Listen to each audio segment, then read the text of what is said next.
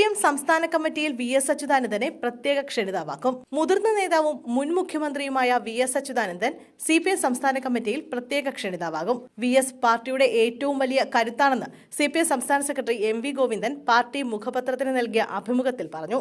Party Congress കഴിഞ്ഞ ശേഷമാകും VSനെ പ്രത്യേക ക്ഷണിതാവായി തീരുമാനിക്കുക.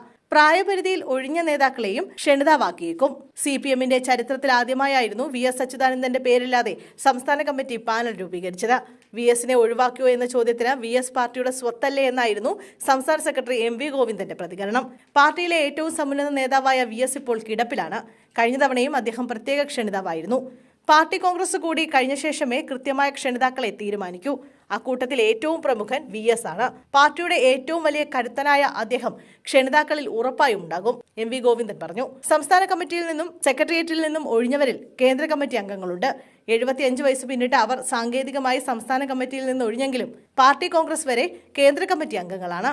പാർട്ടി കമ്മിറ്റികളിൽ നിന്ന് ഒഴിവാക്കുന്നവരെ കേന്ദ്ര കമ്മിറ്റി അംഗീകാരത്തോടെ അതാത് പാർട്ടി സെന്ററുകളിൽ പ്രവർത്തിപ്പിക്കാനാകും. അവരുടെ കഴിവും സേവനവും പരമാവധി പാർട്ടിക്കായി ഉപയോഗിക്കും. അവരെ പൂർണ്ണമായും ഒഴിവാക്കുക എന്നതല്ല പാർട്ടിയുടെ നിലപാടെന്നും ഗോവിന്ദൻ പറഞ്ഞു.